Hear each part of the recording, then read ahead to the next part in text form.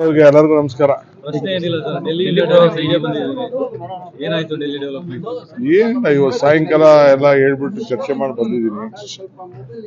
ವಿಷಯ ಸಾಯಂಕಾಲ ಎಲ್ಲ ಕ್ಲಿಯರ್ ಆಗ್ತದೆ. ಖಾತೆ ಹಂಚಿಕೆ ಮತ್ತೆ ಇನ್ನೊಂದು ಇಬ್ಬರು ಸಚಿವ ಸ್ಥಾನ ಕೊಡಬೇಕು. ಅದೆಲ್ಲ ಇನ್ನ ಸಚಿವ ಸ್ಥಾನ ಕೊಡೋದೆಲ್ಲ ಈಗ ಅಸೆಂಬ್ಲಿ ಮುಗಿಬೇಕು, ಆಮೇಲೆ ಅದರ ಟೈಮ್ ಚರ್ಚೆ ಇಲ್ಲ. ಈಗ ಸದ್ಯಕ್ಕೆ ಖಾತೆ ಮಾತ್ರ ಮಾಡ್ಲೇಬೇಕಲ್ಲ, ಮಾಡ್ತೀನಿ. ಸರ್, ಸಚಿವ ಸ್ಥಾನ ಇಲ್ದಿರಾ ಇದು ಅಧಿವೇಶನ ನಡೆಸಕ್ಕೆ ಸಾಧ್ಯನಾ? ಸಚಿವ ಖಾತೆಗಳಂತೆ ತಲೆ ಕೆಡಿಸ್ಕೊಬೇಡಿ.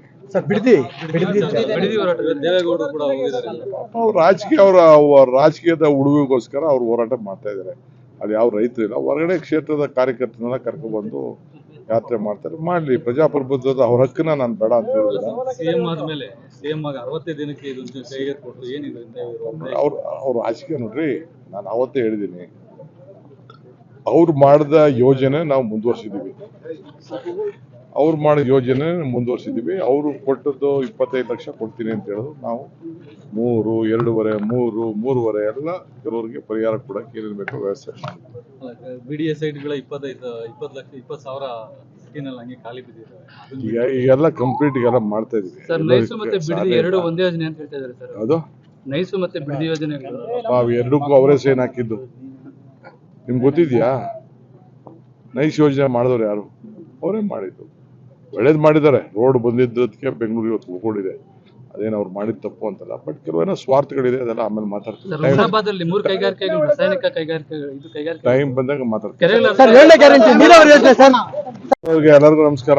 ಪ್ರಶ್ನೆ ಏನಿಲ್ಲ ಸರ್, ಡೆಲ್ಲಿ ಡೆವಲಪ್ಮೆಂಟ್ಗೆ ಬಂದಿದ್ದೀವಿ. ಏನಾಯ್ತು ಡೆಲ್ಲಿ ಡೆವಲಪ್ಮೆಂಟ್? ಏನಿಲ್ಲ, ಇವತ್ತು ಸಾಯಂಕಾಲ ಎಲ್ಲ ಹೇಳ್ಬಿಟ್ಟು ಚರ್ಚೆ ಮಾಡಿ ಬಂದಿದ್ದೀನಿ. ವಿಷಯ ಸಾಯಂಕಾಲ ಎಲ್ಲ ಕ್ಲಿಯರ್ ಆಗ್ತದೆ. ಖಾತೆ ಹಂಚಿಕೆ ಮತ್ತೆ ಇನ್ನೊಂದು ಇಬ್ಬರು ಸಚಿವ ಸ್ಥಾನ ಕೊಡಬೇಕು. ಅದೆಲ್ಲ ಇನ್ನ ಸಚಿವ ಸ್ಥಾನ ಕೊಡೋದೆಲ್ಲ ಈಗ ಅಸೆಂಬ್ಲಿ ಮುಗಿಬೇಕು, ಆಮೇಲೆ ಅದರ ಟೈಮ್ ಚರ್ಚೆ ಇಲ್ಲ. ಈಗ ಸದ್ಯಕ್ಕೆ ಖಾತೆ ಮಾತ್ರ ಮಾಡ್ಲೇಬೇಕಲ್ಲ, ಮಾಡ್ತೀನಿ. ಸರ್, ಸಚಿವ ಸ್ಥಾನ ಇಲ್ದಿರಾ ಇದು ಅಧಿವೇಶನ ನಡೆಸಕ್ಕೆ ಸಾಧ್ಯನಾ? ಸಚಿವ ಖಾತೆಗಳಂತೆ ತಲೆ ಕೆಡಿಸ್ಕೊಬೇಡಿ. ಬಿಡದಿ ಹೋರಾಟ ದೇವೇಗೌಡರು ಕೂಡ ಹೋಗಿದ್ದಾರೆ. ಅವ್ರು ರಾಜಕೀಯದ ಉಳುವಿಗೋಸ್ಕರ ಅವ್ರು ಹೋರಾಟ ಮಾಡ್ತಾ ಇದ್ದಾರೆ. ಅಲ್ಲಿ ಯಾವ ರೈತರು ಇಲ್ಲ, ಹೊರಗಡೆ ಕ್ಷೇತ್ರದ ಕಾರ್ಯಕರ್ತರನ್ನ ಕರ್ಕೊಬಂದು ಯಾತ್ರೆ ಮಾಡ್ತಾರೆ. ಮಾಡ್ಲಿ, ಪ್ರಜಾಪ್ರಭುತ್ವದ ಅವ್ರ ಹಕ್ಕನ್ನ ನಾನು ಬೇಡ ಅಂತ ಹೇಳಿಲ್ಲ. ಸಿಎಂ ಆದ್ಮೇಲೆ ಸಿಎಂ ಆಗಿ 60 ದಿನಕ್ಕೆ ಇದೊಂದು ಕೈಗೆ ಕೊಟ್ಟು ಏನಿದೆ ಅವ್ರ ರಾಜಕೀಯ ನೋಡ್ರಿ, ನಾನು ಅವತ್ತೇ ಹೇಳಿದ್ದೀನಿ, ಅವ್ರು ಮಾಡಿದ ಯೋಜನೆ ನಾವು ಮುಂದುವರ್ಸಿದೀವಿ.